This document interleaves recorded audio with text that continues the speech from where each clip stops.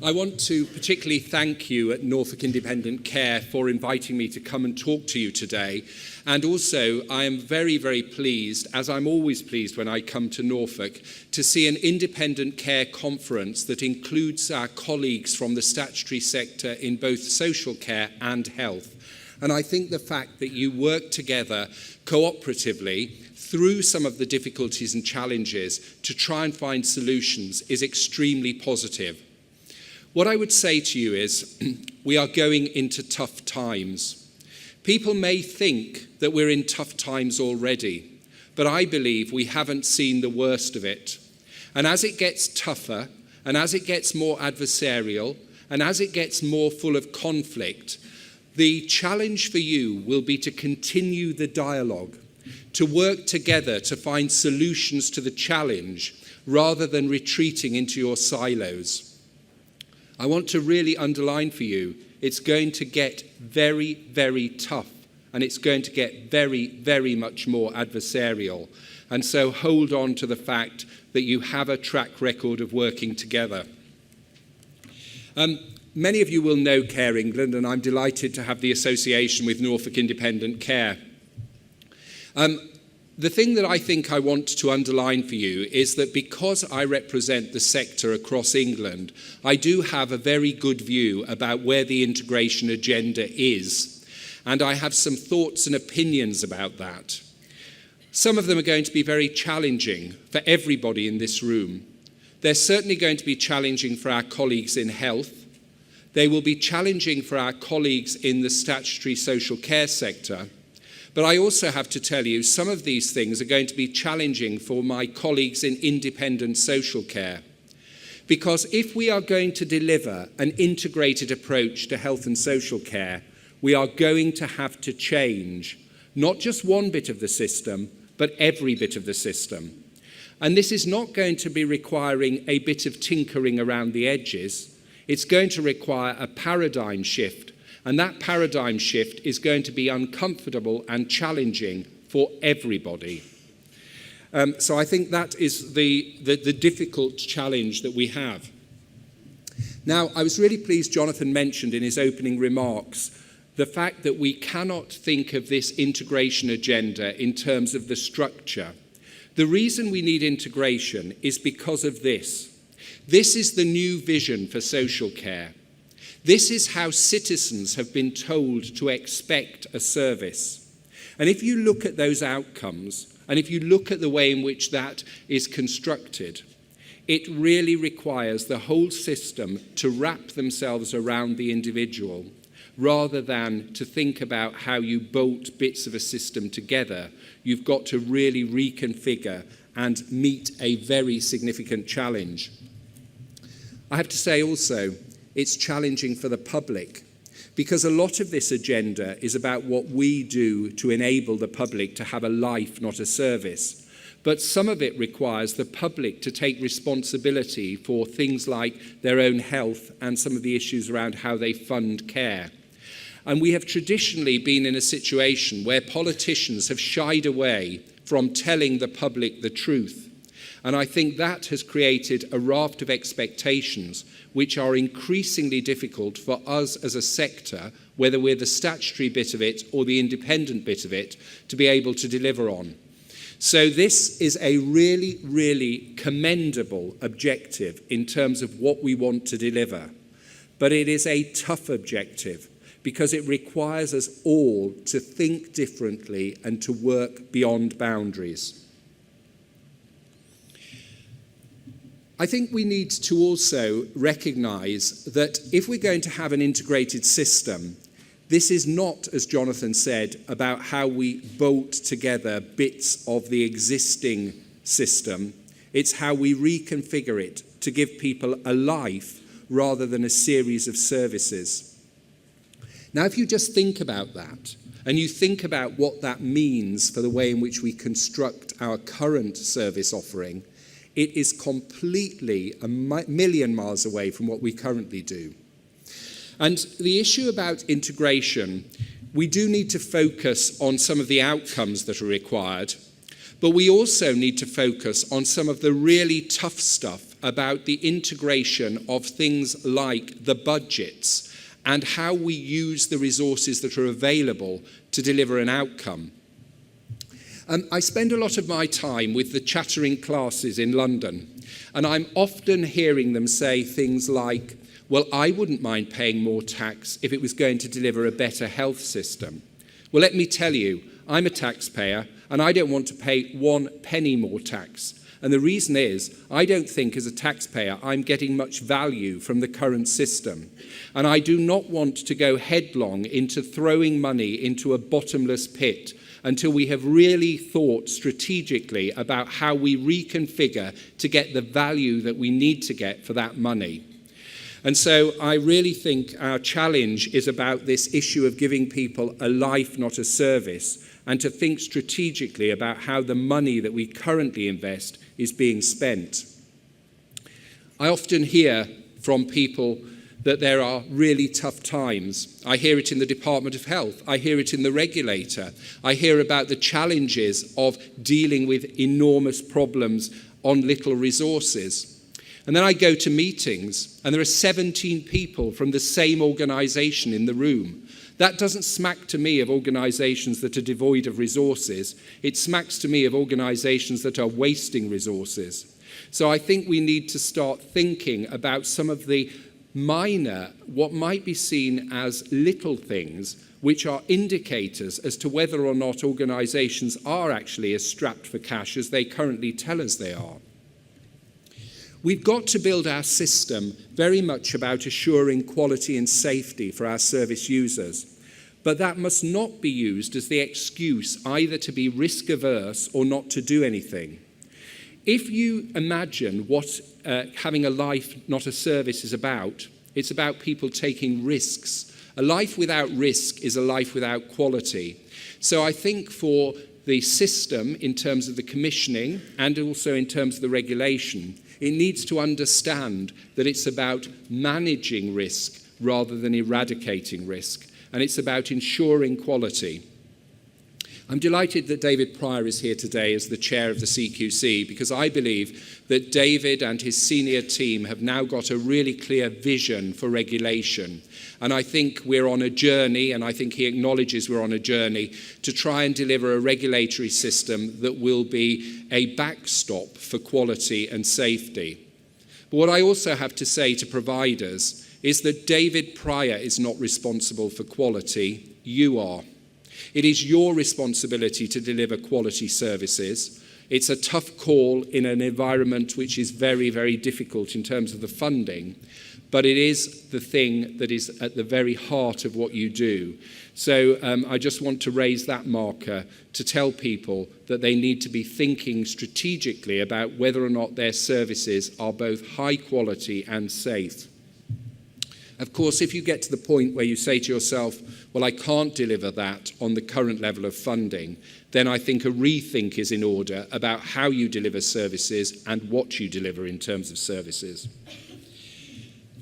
We also are going to have to increasingly see some really good leadership. And I think leadership is really defined in the bad times, not the good. It's easy to be a leader when everything's going well. It is difficult to be a leader when it's going badly. There are some serious issues in our system, and it's going to require people talking and telling unpalatable truths. And it's going to require a radical reconfiguration of what we do. The agenda of integration is often talked about in terms of what we commission. Well, I want to talk about it in terms of what we decommission. We cannot have a system, which we have had in the past, that overlays new services one on top of another and expects to make savings in the budget. You only make savings when you start doing things better in one area and you stop doing things in another. I think we've also got to really enhance the flexibility of our services. One of the things that really interests and quite frankly amazes me is to hear hospitals talk about out-of-hours service. There's no such thing. I don't decide to have my stroke on a Monday morning and think to myself, well, I won't have it on a Friday afternoon because it'd be inconvenient for the system. This is a 24-hour service, and it needs to get itself into that space. And no more excuses about consultants who can't come in because it's Saturday afternoon. We've got to have systems that say, if a patient needs us, we are there. People need also good advice to be able to navigate this system, because it is very complex. And one of the reasons why I think advice, information, and advocacy is important is because what you learn from talking to people who use services, just as Jonathan talked about in his opening remarks, is a really good indicator for you as people who deliver services on how you can flex and change them to meet changing needs and aspirations. And what I would also say is the more you connect with the people who use services, the more able you are to talk to them about the resource constraints. And they will help you to know what is the most important thing for them, and you'll be able to put the money in those priority areas. We've also got to get much better at showing the efficiencies and the outcomes that we deliver. And one of the challenges for integration is that across this system, we've got so many different measures that different people are working to. And when Harold achieves his goal, sometimes that isn't going to be reflected in the goals that have been set for Jonathan, or indeed the goals set for Dennis and for people like you who are providing services. So we've got to get to a radical realignment of how we measure success, and we need an integrated measure rather than a fragmented one. The moment you fragment budgets, the moment you fragment measures, and the moment you fragment systems, you get fragmented services. That's where we are now, and it's where we need to move away from. I've talked about decommissioning, but I can't underline it enough. I go endlessly to places, and they show me these wonderful systems, and the first thing they tell me is how many millions it's going to save in health, or how many millions it's going to save in this area or that area.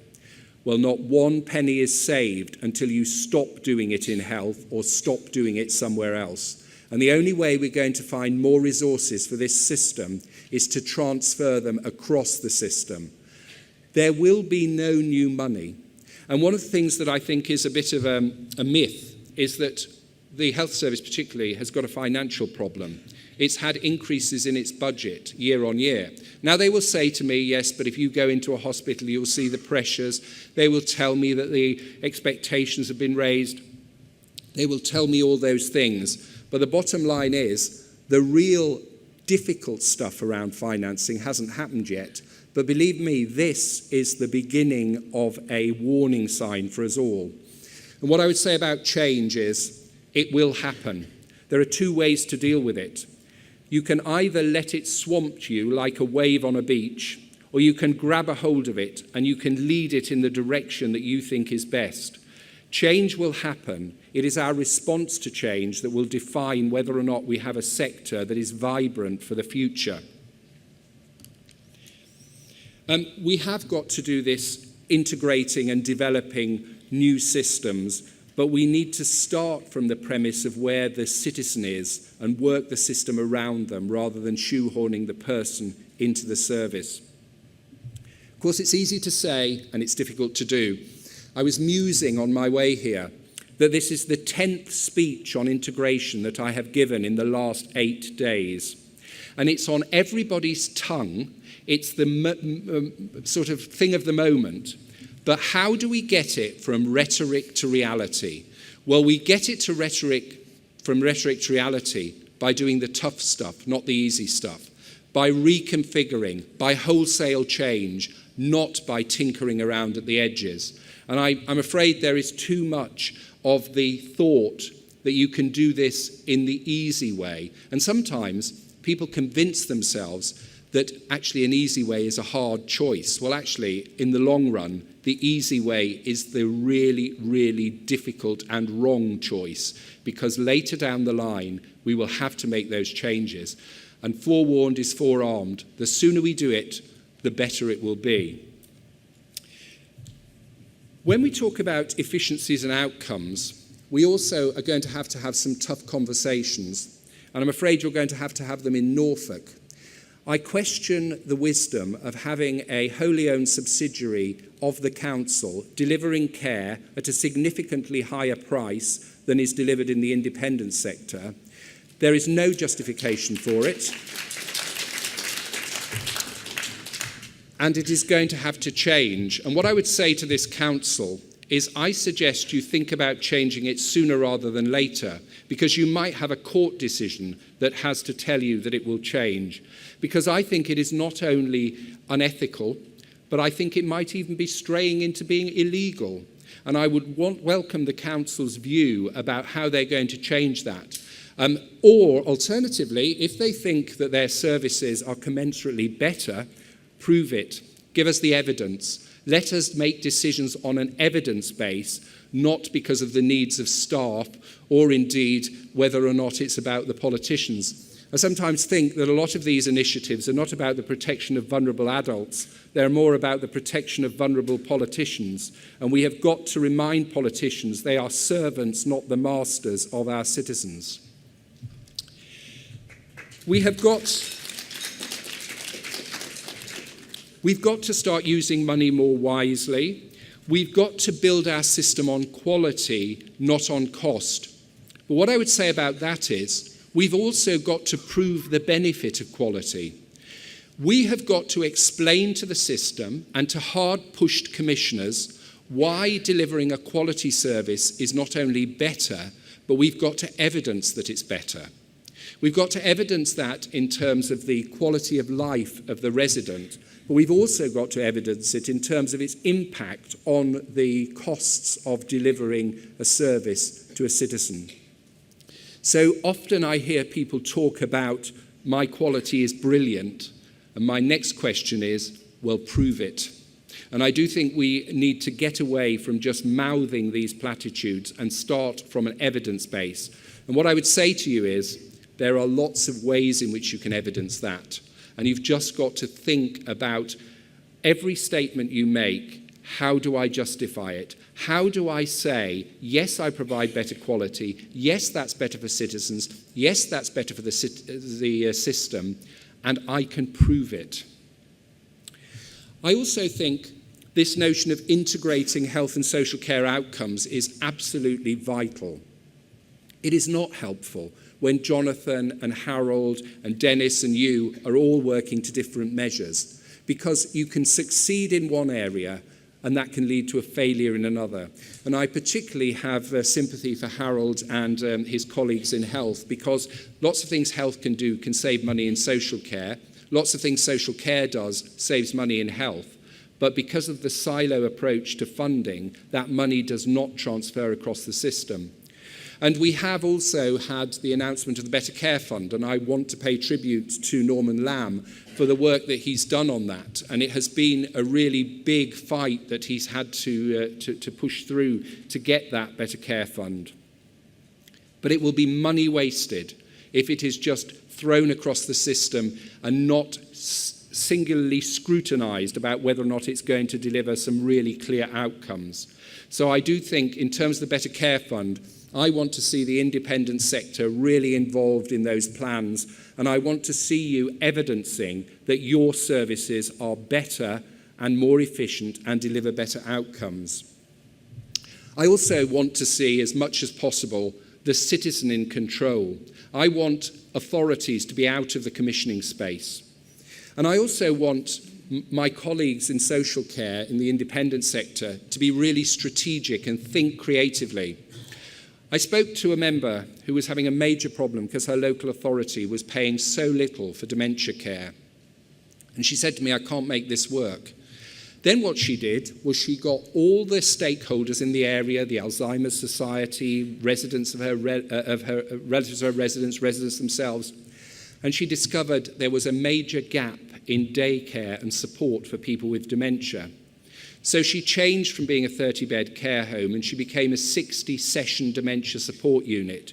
She formed a strategic partnership with the Age UK group in her area. She got everybody, first of all, onto a direct payment who wanted to use her service, and then, because of their dependency levels, Age UK realised they were also, most of them, entitled to an attendance allowance. So suddenly she had consumers with hundreds of pounds of disposable income who were buying her services. From getting £399 a week, she went to a position where her night service was charged out at £125 and her day service at £95, and she was nearly full. Think about that in the transformation of a business model, but also think about that in the transformation of the lives of the people who were so isolated and without support, who suddenly got a service. So in our sector, we need to think creatively. We need support from the statutory sector in terms of commissioning that, but we also need to think strategically and creatively about the services we have and how we can change them, add to them, reconfigure them to meet the challenges of a 21st century system rather than a 20th one. We've also got to value and reward quality, and more particularly, value and reward our staff. You know, one of the things I think is really interesting, I go endlessly into debates about integration, but nobody talks about integrating terms and conditions. Nobody talks about the £100,000 a minute the NHS spends on training and whether or not some of that could be cascaded into a sector that's delivering outcomes for citizens, because it is public money.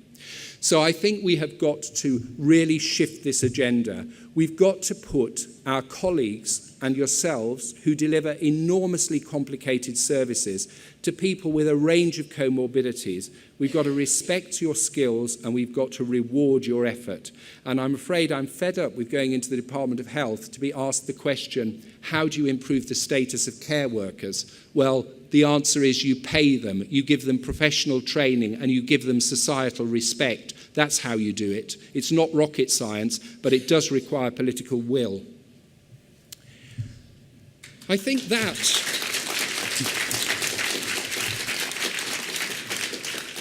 concludes my overview. I've thrown challenges out to everybody, and not least, I think, to myself, because I need to be reminded that I represent this sector, or a large portion of it, and if change is going to happen, it will be happening to everyone, not just to other parts of the system. Thank you very much.